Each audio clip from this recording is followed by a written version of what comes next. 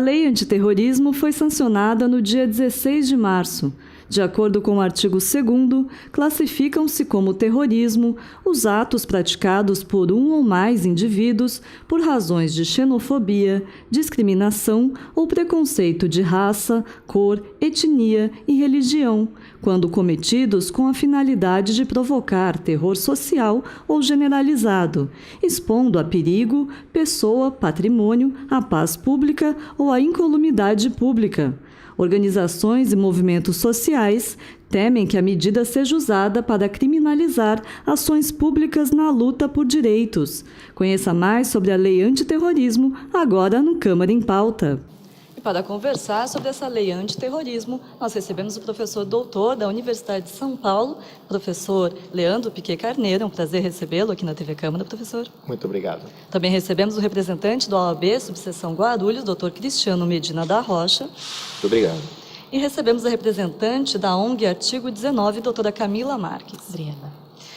Bom, esse assunto gerou bastante polêmica no Congresso Nacional, quando a lei foi aprovada e agora sancionada pela presidente Dilma, e desagradou alguns setores da sociedade e também do próprio Congresso. Há quem diga que ela é muito branda, há quem se preocupe que ela pode criminalizar os movimentos sociais e há quem diga que ela é realmente necessária. Começando por você, professor, qual que é a sua opinião sobre essa lei que foi sancionada pela presidente?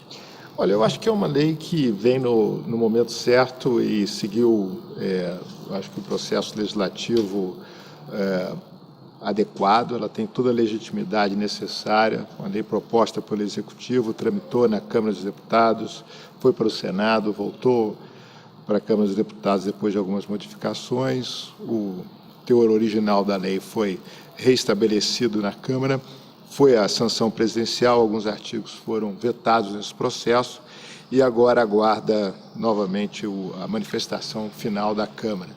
Então, acho que do ponto de vista do processo, houve aí um tempo interessante de debate, reflexão, e a lei tem, do meu ponto de vista, toda a legitimidade necessária para regular, né, ou para contribuir para que a sociedade possa atuar aí de forma consistente contra esse problema que é a ameaça terrorista, sobretudo tendo em vista a iminência dos Jogos Olímpicos e os grandes eventos que teremos aí no país esse ano em função disso. Eu acho extremamente importante que tenhamos aí logrado esse resultado a tempo de apoiar as instituições do Estado, as polícias, o Ministério Público, o Judiciário Brasileiro, a atuar com relação a esse problema. Então, eu acho que o que temos aí é um começo, uma base legal importante para um momento delicado no país, do ponto de vista da nossa responsabilidade na organização desses Jogos, e também, obviamente, em resposta a um cenário internacional extremamente complexo. Então, vejo como positiva a iniciativa, vejo aí mais ganhos do que perdas, ou os riscos que eventualmente existem podem ser controlados na minha avaliação em função de uma série de coisas que eu acho que vamos debater aqui, uma série de garantias que a lei estabelece que vamos debater aqui, e vejo com muitos bons olhos o que está acontecendo hoje. Doutor Cristiano, o terrorismo ele já era previsto na Constituição, mas havia aí uma lacuna com relação à definição, né, com a tipificação do crime. O senhor acredita que, de fato, era necessária a elaboração dessa lei para garantir que o crime fosse tipificado? Na verdade, o terrorismo ele veio previsto no artigo 5º, inciso 43 da nossa Constituição Federal. Tratava-se, portanto, de uma norma de eficácia limitada, uma norma que necessitava o surgimento de uma lei infraconstitucional para regulamentar. Concordo com o doutor no aspecto da legalidade do processo legislativo. Não vejo qualquer vício em que pese o fato de entender que foi um processo muito acelerado, que impediu uma discussão mais aprofundada sobre o tema com as entidades sociais. Entretanto, eu vislumbro aqui inúmeros vícios materiais dessa legislação. Eu entendo que, como tem sido uma constância em nosso país, o legislador ele tem editado normas tentando dar uma resposta para a sociedade de imediato, ou mesmo para a comunidade internacional, sem que analise o nosso sistema jurídico positivo de uma forma uníssona. Essa questão do terrorismo já está previsto também no anteprojeto do Código Penal. Eu entendo que o conceito de terrorismo no Código Penal ele é uma norma mais fechada, que não dá uma amplitude de entendimento, como esse conceito que veio aqui trazido na Lei 13.260. Eu entendo que essa lei ela trouxe o conceito de terrorismo de uma forma muito ampla, é uma norma penal em aberto, que, infelizmente, na prática, quando da aplicação efetiva da jurisdição, dará um entendimento muito amplo para o magistrado. Entendo, portanto, que traz, na verdade, uma insegurança jurídica para o nosso país. O juiz ele vai ter a possibilidade de, casos que não se enquadram na lei, ele poderá punir, muitas vezes, com base nessa nova legislação. Eu entendo, inclusive, que essa lei ela traz consigo princípios do chamado direito penal do inimigo, aquele direito penal criado por Günther Jacobs, onde se flexibiliza as garantias constitucionais. Então, eu entendo que, por mais que tenha ocorrido um processo legislativo legal, eu entendo que o vício material dessa legislação é evidente. Camila, esse é um dos temores da ONG. Apesar de ter aquele artigo na lei que garantiria que os movimentos sociais, as manifestações políticas estão excluídas dessa tipificação de terrorismo, a ONG continua contrária à lei. Não, com certeza. Eu acho que primeiro a gente precisa ter em mente que diversos movimentos sociais, diversas organizações de direitos humanos receberam a aprovação e a proposição dessa lei antiterrorismo como um grande retrocesso para a democracia. Eu acho que está muito evidente que temos um tempo em que a gente precisa avançar para consolidar a democracia. A democracia brasileira é uma democracia bastante imatura ainda, com baixo grau de densidade, e a aprovação dessa lei justamente vai no sentido contrário, de enfraquecer as possíveis associações, de enfraquecer a atuação dos movimentos sociais. E por que isso vai ao contrário da democracia? Porque a gente sabe que a base da democracia é a participação, a base da democracia é a liberdade de expressão, a base da democracia é a liberdade de protestar, de se articular, de poder opinar contra algo. E sobre isso, a lei de terrorismo, ela, por mais que vise combater ações terroristas, ela traz uma série de cenários e um espírito por trás dela que visa também combater, sim, a atuação e restringir a atuação de movimentos sociais. E por que eu digo isso? Porque é uma legislação extremamente ambígua, como foi falado aqui já pelo representante da OAB. É uma legislação que, para além de ser ambígua, inverte princípios constitucionais, ao invés de garantir os nossos direitos, traz uma limitação para eles. E já chegou nesse ponto específico sobre por que a restrição não é suficiente, né, a excludente, aí a movimentos sociais não é suficiente, mas antes eu só gostaria de passar por um ponto também que o professor Leandro Piquet mencionou, que é sobre o rito, né, procedimental. Por mais que tenha corrido um rito sem grandes vícios, materialmente, de fato, ele tem muitos vícios nesse próprio rito. Por quê? Porque foi um projeto apresentado com trâmite de urgência. E isso significa que, por mais que tenha passado pela Câmara, por mais que tenha passado pelo Senado, ele não teve debate com a sociedade, não passou por comissões especiais. Esse projeto foi aprovado em 8 meses, que é um tempo bastante curto para a gente debater um tema tão complexo. Eu acho que ninguém está falando que essa lei não deveria, talvez, existir, por mais que haja, assim, esse questionamento. Mas o principal ponto de questão é que essa lei deveria ter sido muito mais discutida. Agora, sobre especificamente a questão da excludente a movimentos sociais, ela me parece insuficiente. Primeiro porque só resguarda manifestações e movimentos sociais que atuem pela garantia e defesa de liberdades constitucionais. E se a gente já está colocando aí um elemento, né, só pode defender a Constituição, você já está restringindo a pauta daquela reivindicação. E uma outra questão é que, primeiro, como também já foi dito, o acusado deveria responder todo o processo para depois ser entendido pelo juiz que não, aquela lei não se aplica a ele porque ele é representante de um sindicato. Então, todo o desgaste da persecução penal já teria sido dado, na verdade. Professor Piquet, com relação a esse rito que Não, há essas críticas de não houve participação da sociedade, que deveria ter sido mais bem discutido, qual que é o seu posicionamento? Eu não sou jurista, então eu sou mais otimista com relação ao que vem pela frente. Eu acho que a gente não pode esquecer uma coisa muito importante, que do ponto de vista da participação do país no cenário internacional, no regime internacional, que procura controlar e define ações contra o terrorismo, seja no âmbito da ONU, da OEA e outros organismos multilaterais de cooperação, o Brasil tem uma longa história de participação e ratificação de tratados e convenções. Então, essa lei não caiu assim como uma coisa que está descosturada de uma longa tradição de participação do país, mais uma vez, nesses organismos e nessas convenções. O Brasil tem um histórico muito positivo de contribuir com as convenções das Nações Unidas sobre questão de sequestro, de autoridades, diplomatas, de aeronaves, de A questão do financiamento também do terrorismo contra o já financiamento. A havia, lista é longa, quer dizer, as iniciativas vão somando aí praticamente desde a década de 60 e mais recentemente acumulando uma série de iniciativas importantes. O Brasil é um ator importante nesse cenário.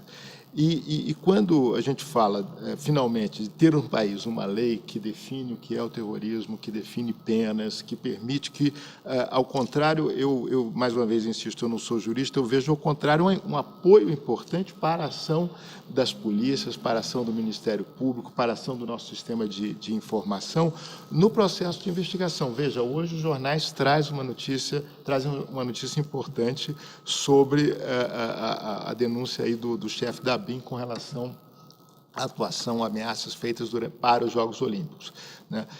Essa manifestação da ABIN justamente envolve a necessidade de investigação de nacionais brasileiros, né? Então, essa lei ajudará quando né, efetivamente publicada, para o controle dessas atividades em âmbito nacional, doméstico. Então, acho que são esses dois aspectos. Eu acho que ela tem a importância de refletir aí uma militância, uma participação do país nesse cenário internacional muito forte e ajuda a dar justamente estabilidade para as ações de investigação e controle desse problema internamente. Então, acho que o processo é o processo. A lei está em vias de ser, agora, ter os vetos presidenciais analisados pela Câmara mais uma vez. Eu acho que o projeto, tanto o Medina quanto a Camila, enfatizaram que não há aí, quer dizer, o que obstar a esse trâmite. Eu acho que, na verdade, foi um trâmite acelerado em função das necessidades que o país enfrenta. Tá certo, a gente vai fazer um pequeno intervalo, mas daqui a pouquinho a gente volta falando um pouco mais dessa ameaça que foi divulgada pela ABIN também agora recentemente. A gente volta daqui a pouquinho.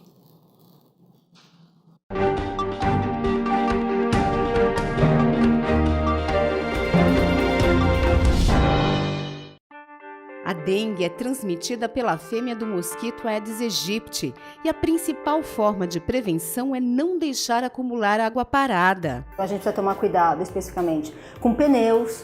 Então, se tiver algum pneu, mantê-lo coberto em um local seco e de preferência com uma lona, se a gente não conseguir cobrir. As questões das calhas, que devem ser vistoriadas no mínimo a cada 15 dias. A caixa d'água, tanto a caixa d'água ligada ao abastecimento, quanto a caixa d'água que às vezes fica como um depósito. É importante também não esquecer das garrafas, que devem estar com a boca para baixo, os vasos de planta também, que a gente deve, se possível, eliminar os pratinhos, mas se não for possível fazer a eliminação dos pratinhos, que coloque terra ou areia até o limite da linha de água, para evitar que acumule ali água também. O importante são os materiais inservíveis, como copos plásticos, latinhas, garrafas pequenas, tampinhas de garrafa. Tudo isso, se a gente não tem uso, a gente deve colocar dentro de um saco, fechar esse saco e colocar para coleta pública. A importância dos bebedouros de animais, porque às vezes a gente não troca água, a gente simplesmente coloca mais água nesse bebedouro. Então a gente deve também, a cada 2, 3 dias, para o bem do nosso animal e até para evitar a proliferação do Aedes aegypti, tirar a água, passar uma escova e encher novamente esses bebedouros de água. A gente sabe que 80% dos criadouros da dengue estão nas residências, mas se há um terreno baldio, uma praça ou uma rua com grande acúmulo de lixo, entulho, também é mais um local para ter a proliferação do mosquito.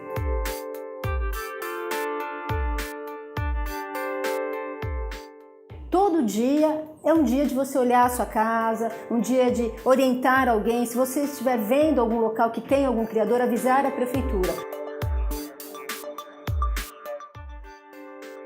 Mesmo que nós já saibamos as principais questões da dengue e como evitá-las, a gente vai conseguir trazer um novo olhar sobre isso. Se você tiver dúvidas sobre a identidade do agente, ligue para a Prefeitura no telefone 2472 5070.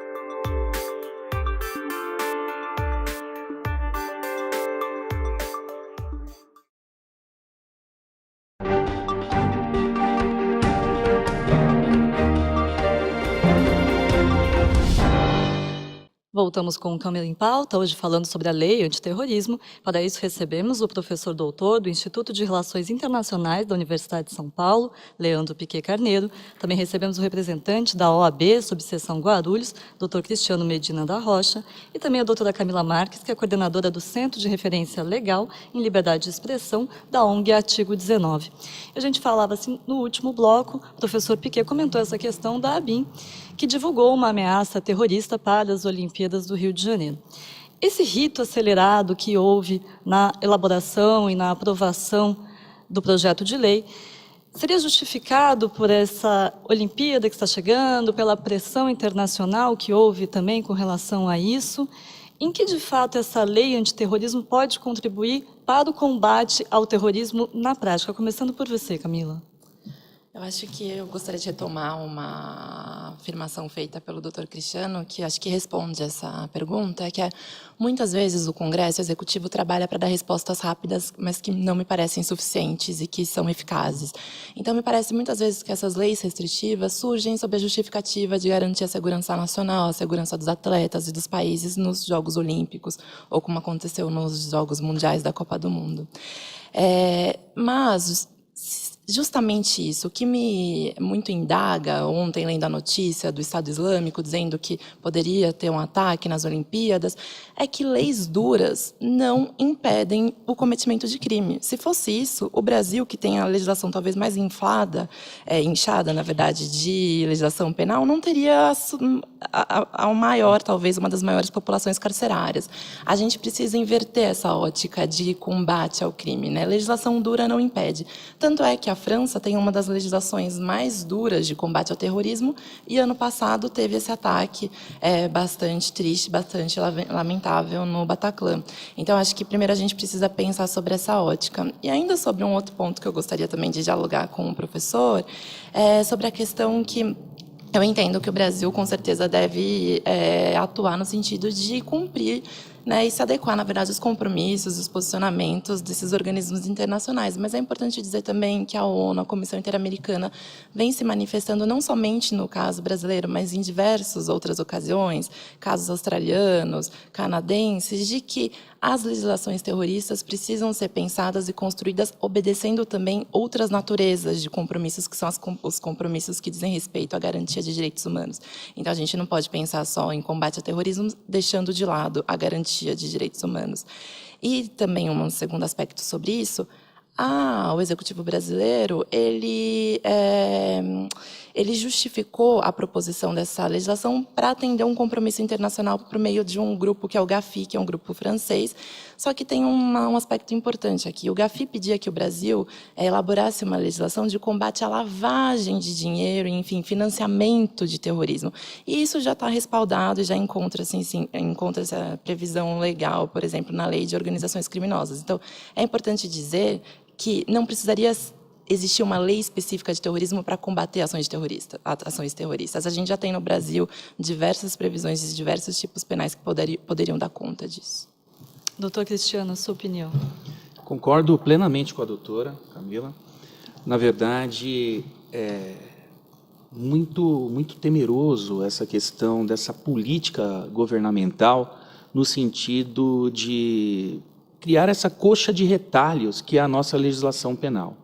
Na verdade, a doutrina intitula ações como essas como direito penal de urgência, que acaba incorporando em nosso ordenamento jurídico legislações infraconstitucionais, muitas vezes até inconstitucionais, como acontece aqui com, inclusive, o artigo 11 dessa legislação, e isso acaba trazendo uma insegurança jurídica para o nosso país. Não é por meio de dar uma resposta para a comunidade internacional ou para a própria sociedade, enrijecendo o nosso sistema penal, que vamos resolver os nossos problemas sociais. Na verdade, eu concordo também com o Dr. Piquet que é necessário regulamentar essa questão do terrorismo, mas de uma forma inteligente, de uma forma tranquila, de uma forma mais aprofundada, ouvindo realmente as comissões especiais, e não da forma que foi redigido esse texto. Esse texto, no meu modo de entender, ele é um texto que viola os princípios do direito penal. O direito penal ele tem um caminho a ser seguido, uma ideologia a ser seguida, que sempre foi adotada no nosso país, que está hoje, na verdade, seguindo um outro caminho. Estamos incorporando no nosso direito penal o direito penal do inimigo, aquele direito penal onde se flexibiliza direitos constitucionais para atender anseios imediatos da sociedade e da comunidade internacional. E isso pode e irá, com certeza, refletir posteriormente no momento do juiz aplicar efetivamente a jurisdição. Então, eu concordo plenamente com a doutora Camila, é totalmente desnecessária essa legislação para amparar agora as Olimpíadas. O nosso direito penal, ele prevê basicamente todos esses tipos aqui em outras legislações, no próprio Código Penal, na lei das organizações criminosas. Inclusive, essa legislação prevê que o rito processual a ser seguido é o rito das organizações criminosas. Infelizmente, o nosso poder legislativo federal e o próprio poder executivo está aqui tentando dar uma resposta para a comunidade internacional, mas violando de forma evidente a nossa Constituição Federal e flexibilizando os nossos direitos constitucionais. Isso, no meu modo de entender, é um absurdo. Estamos aqui incorporando o direito penal simbólico, onde penas absurdas estão ressurgindo nessa legislação, penas essas que não condizem com a realidade do nosso país e com a realidade dos tipos penais previstos na legislação. E a lei é antagônica. A lei, no artigo 10, por exemplo, ela prevê aqui a possibilidade da desistência voluntária, do arrependimento eficaz, do tipo previsto no artigo 5º, que, na verdade, fala de atos preparatórios. Desistência voluntária, arrependimento eficaz, tem por princípio o início de execução. Como que ele se remete a atos preparatórios? Então, a legislação ela é contraditória, é uma legislação criada apenas para dar uma resposta insatisfatória para a comunidade internacional e não traz segurança alguma para o nosso povo. Professor, o senhor discorda? Eu discordo das duas opiniões radicalmente. Eu acho que duas coisas. Se o doutor Medina está certo, eu fico tranquilo, porque o Supremo vai parar. O senhor mesmo vai entrar provavelmente com o Madin, junto com a OAB, e vai conseguir barrar qualquer possibilidade de aplicação dessa lei, se o que o senhor está dizendo está correto. Eu acho que é uma interpretação assim no limite. Mais uma vez, eu não sou jurista. O que eu vejo nessa lei de positivo tem a ver com, como eu disse, dois processos. Nós temos história nessa estrada, certo? 2005, Convenção Interamericana contra o Terrorismo, ratificada pelo país. 2007, Convenção Internacional contra o Terrorismo Nuclear, ratificada pelo Congresso Nacional. 1997, Convenção Internacional sobre Explosivos, ratificada pelo Congresso Nacional. 2003, Convenção Internacional contra o Financiamento do Terrorismo, ratificada pelo país. A ONU, que a Camila disse que tem uma manifestação contrária à OEA, que tem manifestação contrária à OEA, e a ONU são órgãos diversos, são órgãos que contam com a participação de assessores externos que têm se manifestado contra e têm por função avaliar os riscos que esse tipo de legislação traz, e são atividades importantíssimas. Mas, como organizações, ONU e OEA não se manifestam dessa forma, eles não são contrários a essa lei, pelo contrário. A ONU tem, inclusive, lidera, como uma Assembleia que é das Nações, uma iniciativa contra o terrorismo em escala global, tem uma página com propostas de legislação, com propostas de ação. A ONU é um dos centros nervosos de articulação das ações contra o terrorismo.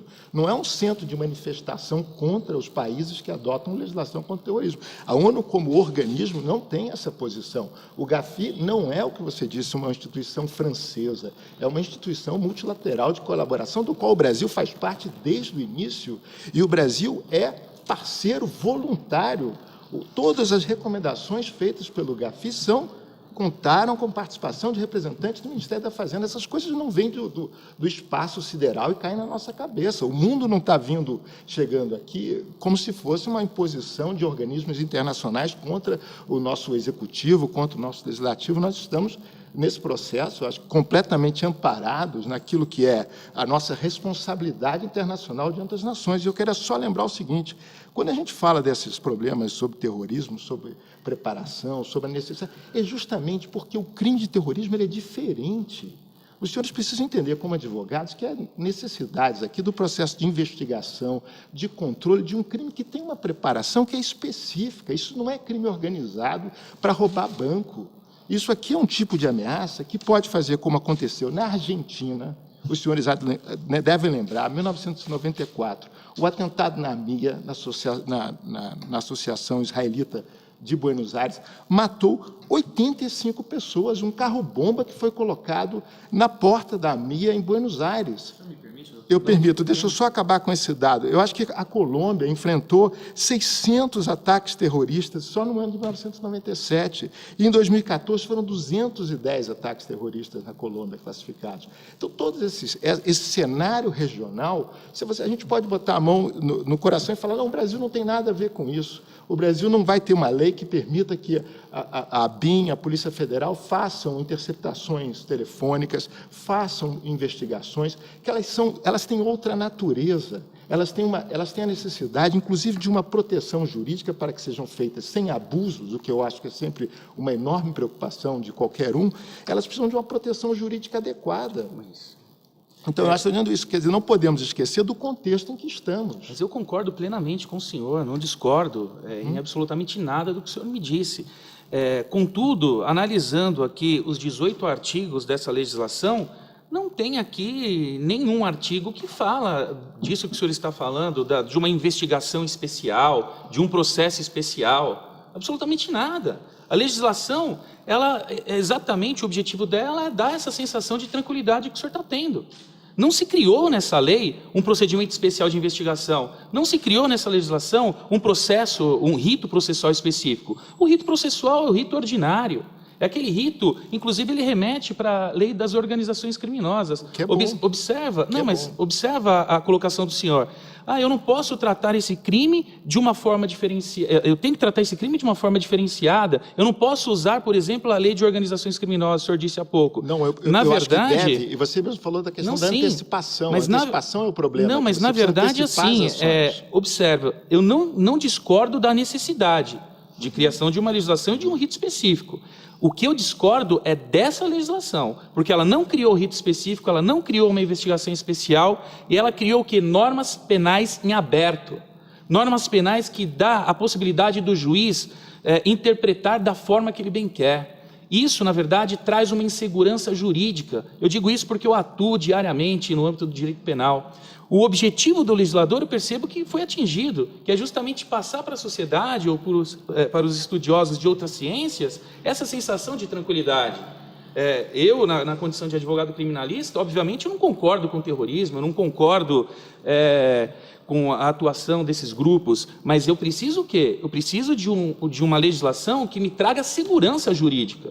Segurança para amanhã, eu poder defender o senhor contra um ato arbitrário de um promotor de justiça ou de um juiz que entenda que um ato isolado se enquadra numa lei que adotou o direito penal simbólico, elevando a pena de uma forma absurda aqui. Então, nós estamos falando a mesma coisa, só que sobre óticas diferentes. Eu concordo com tudo que o senhor disse. O que eu não concordo é com essa legislação, da forma que ela foi redigida. E que não cria absolutamente procedimento investigatório processual novo nenhum. Remete a todas as legislações que nós já temos no nosso país, que é exatamente o que a doutora Camila falou. Era totalmente desnecessário a criação dessa legislação da forma que ela foi criada. Só para a gente fechar esse bloco, o tempo já está quase acabando, vou passar a palavra para a Camila para fechar essa questão. Na verdade, eu acho extremamente interessante esse debate acalorado e até mesmo apaixonado que temos aqui, porque foi justamente isso que faltou durante o rito e durante a discussão dessa lei. Me retifico sim, o GAFI não é um órgão francês, ele é um órgão multilateral, mas que tem sede na França e que muitas das discussões foram discutidas ali, naquele país. Mas sobre o acúmulo internacional, essas convenções também muitas vezes são frutos de espaços específicos. A ONU não é um órgão único, é um órgão feito por diversos espaços ali dentro, né? Eu acho que a gente tem que tentar até traduzir isso para a população, porque não enfim, é extremamente complexa a sua organização. Mas é muito importante dizer que, sim, tivemos uma decisão do Pleno da Comissão Interamericana de Direitos Humanos sobre o caso do Chile, que é um caso envolvendo a aplicação da lei terrorista contra os povos mapuches do Chile, que é um povo de etnia indígena, e que, sim, a Comissão Interamericana disse que o país, o Chile, aprovou uma lei que estava sendo aplicada de forma a restringir as liberdades e garantias de manifestação dos mapuches. Então, a gente tem na verdade, vários posicionamentos e manifestações no sentido de que, ok, leis de terrorismo devem ser pensadas, devem ser construídas, mas com muito cuidado e cautela. E esses relatores especiais, esses especialistas que você se referiu, muitas vezes têm falado que as legislações de terrorismo estão se convertendo em parte do problema ao invés de solução. Então, de fato, ninguém aqui está dizendo que não deve haver combate ao terrorismo. Não é isso. Mas a gente precisa discutir isso. E até porque os países que você deu exemplo, Colômbia, 600 ataques terroristas, me parecem muito diferentes do contexto brasileiro. Então, por isso que a gente precisava de mais fôlego, mais tempo e mais debate com a sociedade para aprofundar esse tema. Vamos ouvir mais um pouquinho da opinião do professor Piquet, depois do intervalo que a gente volta falando sobre essa lei antiterrorismo.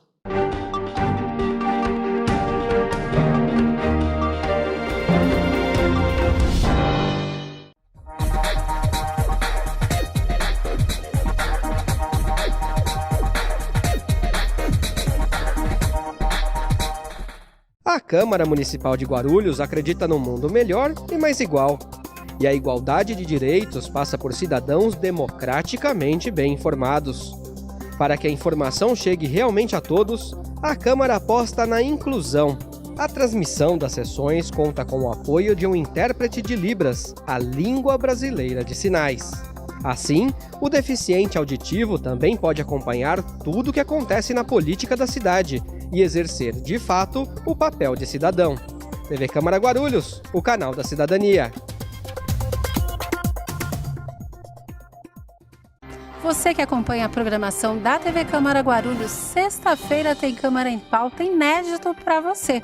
Então já sabe, depois do Jornal da Câmara, o Câmara em Pauta traz parlamentares e especialistas nos mais diversos assuntos relevantes à nossa cidade. Então não perca, tá aqui o nosso convite. Câmara em Pauta, sexta-feira na TV Câmara Guarulhos, o canal da cidadania.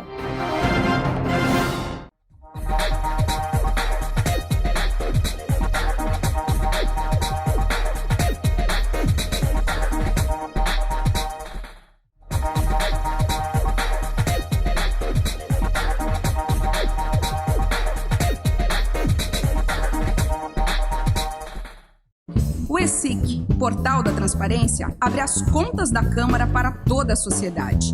Nele, você encontra as informações sobre o orçamento da Câmara, a receita e as despesas detalhadas. Após um rápido cadastro, você tem acesso a todas as informações. E algumas delas você não precisa se cadastrar para acessar. São as informações de interesse coletivo. Mais uma iniciativa da Câmara de Guarulhos para modernizar o Legislativo Municipal. Para saber mais, acesse o site da Câmara, www.camaraguarulhos.sp.gov.br. Clique no link Portal da Transparência e veja o vídeo de orientação.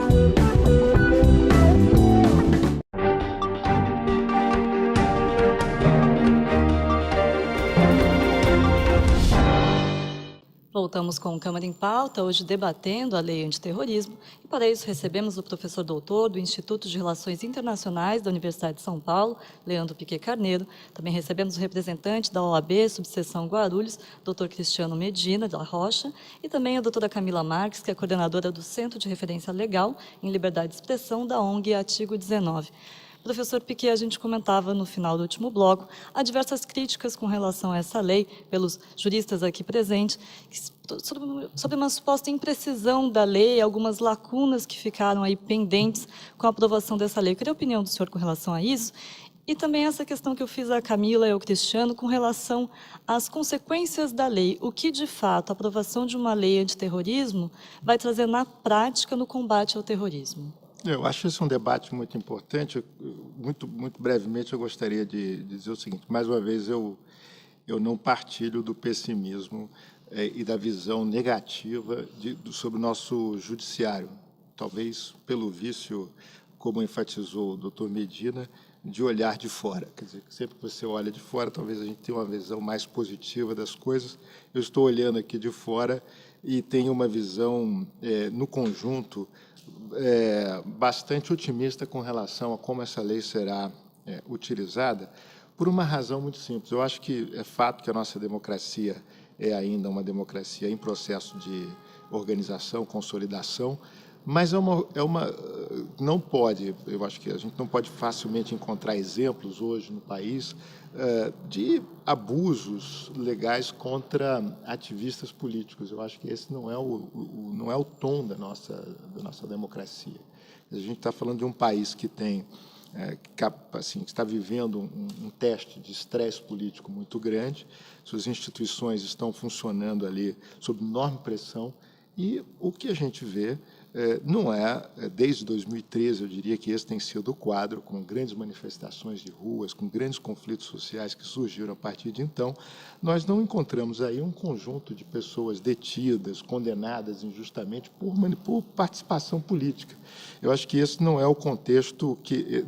eu não faria essa frase para representar o país no momento, quer dizer, como um país que comete sistematicamente injustiças ou que procura, por meio do judiciário ou por meio de órgãos do executivo, ferir direitos a manifestações ou perseguir pessoas por suas vinculações políticas. Eu entendo claramente que países diferentes, regimes políticos diferentes, podem utilizar leis antiterrorismo de forma muito inadequada. Acho que o grande exemplo na região é a Venezuela, que adotou uma lei sobre antiterrorismo e fez o quê? Condenou um prefeito como terrorista, que era líder da oposição, a uma pena de 14 anos. Eu acho que esse não é um resumo adequado do que acontece no Brasil.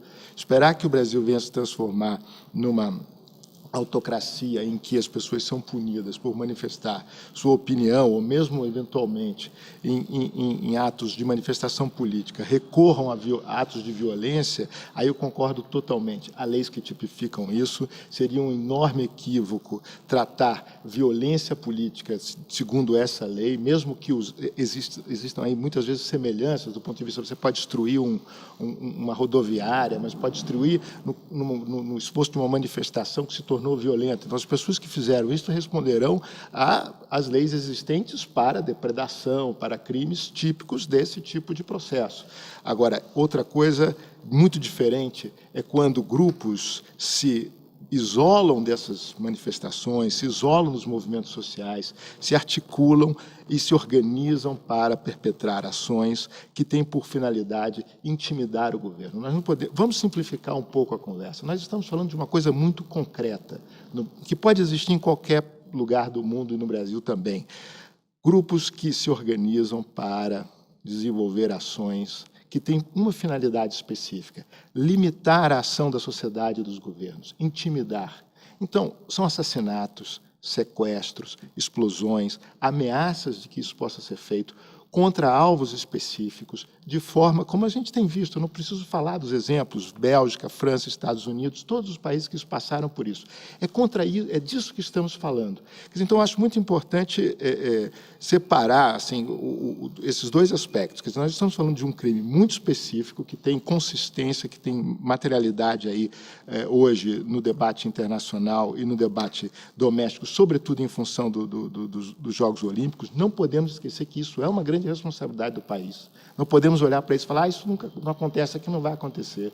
É diferente o que pode acontecer durante os Jogos Olímpicos. E, sobretudo, a gente tem que pensar no fato de que temos aí uma trajetória, eu diria, em grande resumo, muito positiva sobre como o sistema político brasileiro trata a diferença de opinião. Eu acho que não é o que caracteriza o Brasil hoje, o encarceramento de pessoas que pensam diferente desse ou daquele posicionamento político. Então, eu acho que a lei não vai, na minha opinião, servir de combustível para injustiças, porque isso não é o que acontece no país. Em 30 anos, não vai ser por conta dessa lei que isso vai passar a acontecer. Eu acho que esse é um ponto de risco sensível, a gente precisa prestar atenção, precisa pensar sobre isso, mas não vejo isso como uma ameaça concreta. Ainda com relação a essa possível inadequação da lei, alguns termos vagos, a própria presidência vetou alguns artigos por considerar que eram amplos demais ou que davam margem à interpretação, inclusive um que diz especificamente com relação à liberdade de expressão, que ele punia a apologia ao terrorismo, mas foi bastante criticado também porque dava margem a diferentes interpretações. Camila, por exemplo, você concorda que esses vetos resolveram os problemas, diminuíram os problemas? Você concordou com os vetos? Qual que foi a sua análise com relação ao texto que foi aprovado na Câmara e os vetos presidenciais? Bom, os vetos eles foram muito importantes. Os vetos foram também frutos dessa articulação e mobilização dos movimentos sociais, das organizações da sociedade civil. Foi certamente uma conquista, mas são vetos insuficientes. Por mais que sejam importantes, eles ainda, enfim, não conseguiram barrar e impedir que essa lei trouxesse uma série de problemas e de complicações. Então, são vetos importantes, mas ainda alerto para o fato de que, como o professor disse, esses vetos ainda estão esperando a aprovação e a análise do Congresso. E, infelizmente, a gente tem um cenário hoje em dia também no Congresso de grandes retrocessos. Então, a gente ainda está na batalha para que esses vetos sejam mantidos. Agora, especificamente sobre essa questão de que o Estado brasileiro respeita as opiniões, a liberdade de expressão, infelizmente, professor, eu acho que cabe ressaltar que, e por conta também da minha atuação e da atuação da organização que eu trabalho, essa não é a realidade que a gente vive hoje. A Artigo 19 ela já monitorou desde 2013 até aqui cerca de 1.500 protestos em todo o Brasil e a gente vê uma série de problemas e um quadro de violações extremamente sistemáticas e persistentes. E, sim, existem muitos casos de movimentos sociais e de manifestantes que são criminalizados pelo sistema de justiça e que são alvo dessa articulação institucional, né? Então, eu só gostaria de mencionar alguns muito recentes. Prisão do Rafael Braga, no Rio de Janeiro, que até hoje está preso por portar pinho-sol nas manifestações das Jornadas de Junho no Rio. Prisão de 23 ativistas do Rio de Janeiro, que foram alvos e foram investigados através de um inquérito policial extremamente problemático, com provas extremamente inconsistentes. Para vocês terem uma noção, as provas eram feitas justamente por análise de perfil em redes sociais, como Facebook e Twitter. Sim, temos grandes lideranças sociais que foram processadas por terrorismo, já com base na Lei de Segurança Nacional, por apologia ao terrorismo, na verdade, por sabotagem. Então, na verdade, a gente tem, sim, um quadro sistemático de criminalização a movimentos sociais. E, justamente, uma das grandes respostas às Jornadas de Junho foi a proposição de cerca de 28 projetos de lei, sendo que cerca de 4 deles eram tentando tipificar já em 2013 o crime de terrorismo. Então, sim, me parece que não é só um atendimento aos organismos internacionais, enfim, tentar combater de fato o crime de terrorismo, mas me parece sim que é uma resposta às mobilizações sociais. E isso é muito preocupante. Então, acho que era basicamente isso que eu queria dizer. Doutor Cristiano, o professor Piquet, inclusive, comentava que ele tem uma visão possivelmente mais otimista com relação ao Judiciário Nacional. Qual a sua opinião sobre isso? Com relação também a essa possíveis diferentes interpretações no momento de aplicar a lei. O senhor acredita de fato nisso? O STF faria esse papel, talvez, de não de regulamentar a lei, mas talvez de resolver possíveis problemas, ou não deveria ser assim, há de fato falhas, lacunas nessa lei?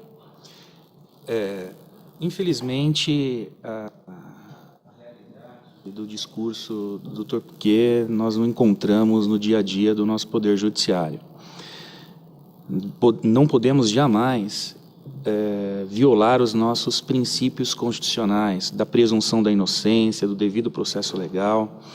E, recentemente, o próprio Supremo Tribunal Federal rasgou praticamente a nossa Constituição quando decidiu que indivíduos que já tivessem um acórdão desfavorável na segunda instância poderiam ser presos antes do trânsito em julgado, enquanto que a nossa Constituição diz que o indivíduo somente poderá ser considerado culpado após o trânsito em julgado de uma sentença penal condenatória. E a mesma coisa vai acontecer com essa legislação e com outras legislações que eu classifico como legislações retalhos, né? E o que me causa assim uma tristeza tremenda é que, infelizmente, o objetivo do Legislativo, o objetivo do Executivo, ao editar essas legislações, passa realmente essa impressão que o Dr. Piquet está tendo e que a sociedade tem, de uma legislação que não atinge o seu objetivo final e que dá esse sentimento de segurança para a sociedade. Eu tenho certeza absoluta que, no dia a dia, inúmeras injustiças irão ocorrer. Como a doutora mesmo disse, antigamente aplicava-se a lei que era muito mais branda, né? Pena de 3 anos. Aqui eu falo de penas de 15 anos a 30 anos. Infelizmente, isso aqui vai refletir na sociedade, isso aqui vai refletir naquele indivíduo que não tem condições, muitas vezes, de contratar um advogado, e inúmeras injustiças irão acontecer. Você acha que o ativista do Pinho-Sol, que a Camila falou lá, ele vai ser condenado na lei terrorista pelo Pinho-Sol dele? Então, eu não posso, como operador do direito, eu não posso emitir juízo de valor de um processo que eu não conheço, né? Então, assim, para que eu pudesse emitir um juízo de valor, eu teria que analisar o inquérito, analisar o processo e poder dar um parecer final. Eu estaria aqui sendo leviano, até com a minha própria profissão, de emitir um juízo de valor sem conhecer o processo. Mas eu tenho plena convicção, doutor, como eu vejo no dia a dia do nosso Poder Judiciário. Pessoas são presas porque o juiz, muitas vezes, quando criança, ele foi vítima daquele crime, entendeu? Pessoas são presas porque o juiz ele tem uma visão mais rígida. Pessoas são soltas também, muitas vezes, quando o juiz é um juiz extremamente garantista. Então, deixar nas mãos de um juiz, que é uma pessoa como nós, questões tão importantes quanto estas, vidas de pessoas, liberdades de pessoas, isso é insegurança jurídica, doutor.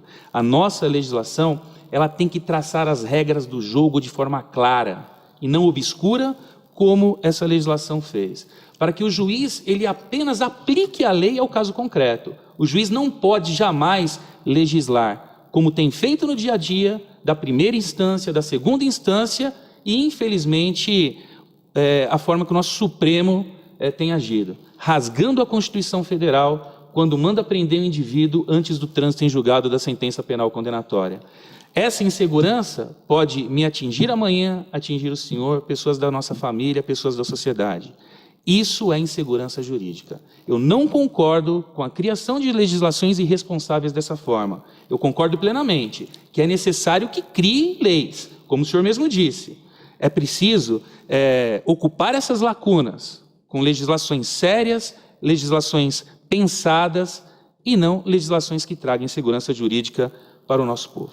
Essa é uma questão muito polêmica, mas infelizmente o nosso tempo está acabando. Eu queria começar as considerações finais pelo professor Piquet, respondendo um pouco ao que o Cristiano falava com relação a essa perfumaria da lei, se assim eu posso chamar, de ser uma lei que vai dar uma sensação de segurança, mas que, de fato, nas palavras do Cristiano, seria uma lei vazia, que, de fato, não daria essa segurança. Queria que o senhor respondesse. Olha, eu acho que o doutor Medina, ele tem um comentário aí que é técnico importante, que eu vou considerar, mas lei é lei, todo mundo tem que ler, tem que entender, seja jurista, seja economista, como eu sou. Eu li a lei, certo? E sou também cientista político, avaliei o processo legislativo está correto, o Executivo propôs, o Legislativo discutiu, votou como tinha que votar, a lei está aí. A gente abre o site onde a lei está publicada e a gente sabe que agora está em vias de ser lei no país o uso, a ameaça de uso de explosivos, gases tóxicos, material radioativo capaz de promover destruição em massa. Essa definição e o atentado contra a vida e as penas relativas a isso não estava em lei nenhuma, certo? Agora a gente tem claramente isso articulado a formas de... A lei do Estatuto do Desarmamento consta, doutor, a questão do explosivo, crime contra a vida, o Código Penal... Mas isso está relacionado a um tipo de processo político, um tipo de processo de organização, de ação política específico agora. Isso é um ganho para o país. Então, e quem vai interpretar isso?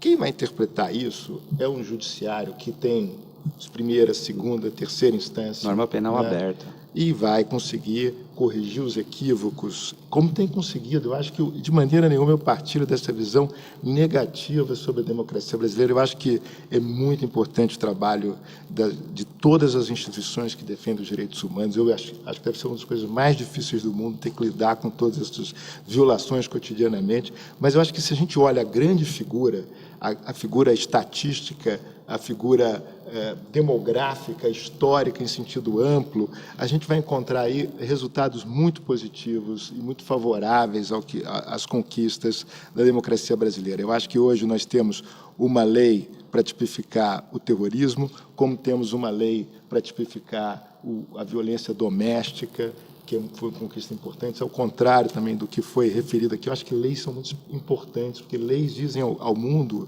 e ao país as nossas expectativas com relação ao comportamento. Então, nós avançamos na definição da violência doméstica, avançamos na definição do racismo, avançamos agora numa definição importante. Isso muda, o processo é aberto, é uma lei que vai sofrer revisões, ainda vai à discussão no Congresso, ainda temos um longo caminho.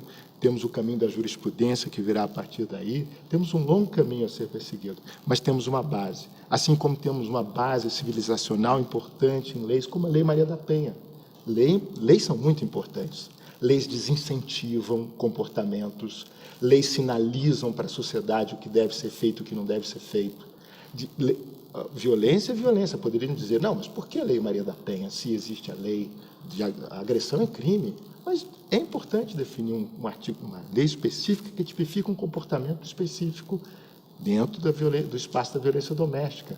Então, isso é importante, são conquistas da sociedade que limitam, balizam e definem comportamentos que podem ser objeto de controle por parte da segurança pública, por parte da justiça, e esse é um caminho importante, eu acho que, para que a democracia brasileira possa avançar na próxima década, ainda com mais segurança.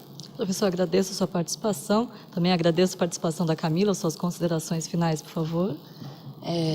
Bom, só antes sobre a questão da lei, eu não sei se referia exatamente à parte que eu falei que penas duras não impedem cometimento de crimes, continuo afirmando isso. E sobre a Lei Maria da Penha, é uma lei extremamente importante, mas para além do viés punitivista dela, que também é um viés que pode ser questionado, mas também, enfim, pode ser observado como um avanço, a Lei Maria da Penha é uma lei que traz diversas obrigações de proteção no âmbito administrativo e em outros âmbitos, para além do penal. Então, é uma questão de políticas públicas, de definir as obrigações do Estado perante aquela situação de violações de direito. E sobre a questão do terrorismo em si, de fato, acredito que é um grande retrocesso, um grande risco à democracia. O Brasil, sim, está com a sua consolidação da democracia extremamente frágil. Os dias de hoje nos mostram isso e, infelizmente, a lei de terrorismo não é uma iniciativa isolada. Junto a outras, como, por exemplo, a aprovação da Lei Geral das Olimpíadas, medidas, na verdade, que aumentam a pena para obstrução de trânsito em casos de manifestação, nos mostram que a lei de terrorismo não vem num contexto isolado, vem num contexto de ampliar e trazer mais instrumentos repressivos para o Estado, lidar com o direito à manifestação. Então, muito nos preocupa essa lei. E esperamos que o Congresso mantenha os vetos e esperamos que, sim, haja uma reavaliação Poder Judiciário sobre a existência dessa lei. Doutor Cristiano, também agradeço a sua participação e peço suas considerações finais.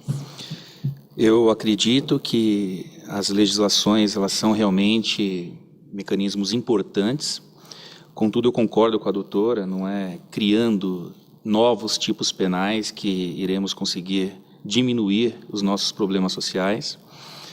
Eu sou um eterno defensor da democracia e, em especial, do artigo 5º da nossa Constituição Federal, que nos traz ali todas as obrigações e todas as garantias. Não podemos jamais permitir que o Legislativo ou que o Executivo contamine o nosso sistema do direito positivo com legislações retalhos, como tem ocorrido nos últimos tempos, visando trazer uma sensação de segurança, como eu já disse. Eu entendo que, realmente, essa legislação, no seu conteúdo material, ela não atende aos anseios, ela não vai auxiliar em absolutamente nada a questão punitiva ou até mesmo repressiva do terrorismo nas Olimpíadas.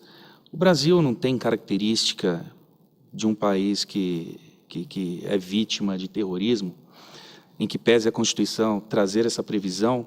Eu entendo que não é o momento agora, não é o momento às pressas de editar uma lei sem um debate mais aprofundado. A Constituição de 88 ela já trazia essa previsão no artigo 5º, inciso 43, porque só agora, às vésperas das Olimpíadas, que editam a lei. É justamente o que eu disse, é para dar uma resposta para a comunidade internacional, é nada mais do que um faz de conta perigoso, que vai refletir na nossa sociedade num futuro próximo. E aí cabe, obviamente, a Ordem dos Advogados do Brasil combater diariamente essas injustiças que, porventura, surjam, tanto de entendimentos equivocados dos magistrados, porque, como eu bem disse, a lei, quando ela não é bem redigida, ela cria brechas para entendimentos isolados do magistrado. O juiz ele vai avaliar qual é, na verdade, o entendimento subjetivo do indivíduo quando foi praticar aquele crime. Então, será que ele tinha vontade de matar? Ou será que, na verdade, o objetivo dele era a prática do terrorismo? Vai ficar a critério do juiz. Entendo que a nossa Constituição está sendo violada também nesse ponto, quando diz que o tribunal do júri é o tribunal competente para julgar os crimes dolosos contra a vida. Então, aqui eu trago exceções ao próprio Tribunal do Júri Popular, violando mais uma vez a democracia, tirando do povo a possibilidade de dizer se aquele indivíduo cometeu ou não cometeu aquele ilícito. Eu fico muito triste com essa política atual do nosso país, incorporando em nossas legislações essa enganação do direito penal simbólico, essa enganação do direito penal de urgência, para dar uma resposta para o povo, uma resposta para a comunidade internacional. Não estou sendo aqui pessimista, muito pelo contrário, estou sendo realista. Eu vivo isso diariamente. Eu sento no último degrau da escada, juntamente com o réu, todos os dias. E muitas vezes, como a doutora mesmo disse, o indivíduo ele é primeiro investigado, a imagem dele é exposta na mídia, ele é julgado pela mídia, ele é condenado pela mídia, e lá na frente prova-se que ele é inocente. Por isso que eu sou contra pena de morte, por isso que eu sou contra legislações como essa lei do terrorismo. O caso da escola base. Lembram? Aquele casal de japoneses foram expostos perante a mídia, no final foram considerados inocentes. Mas jamais, nunca, ninguém irá resgatar a dignidade daquela família. Então, o judiciário, ele é falho? Sim. E legislações com normas penais em aberto possibilita ainda mais essa insegurança jurídica do nosso país. Tá certo. Muito obrigado pela atenção. E agradeço. É muito importante esse debate, ainda mais numa casa legislativa como a nossa. Agradeço a participação de todos, é um tema muito controverso, mas é assim que deve ser o debate, né? Agradeço também a sua audiência aqui do Câmara em Pauta, hoje discutindo a lei antiterrorismo. Muito obrigada e se vê no próximo programa. Tchau!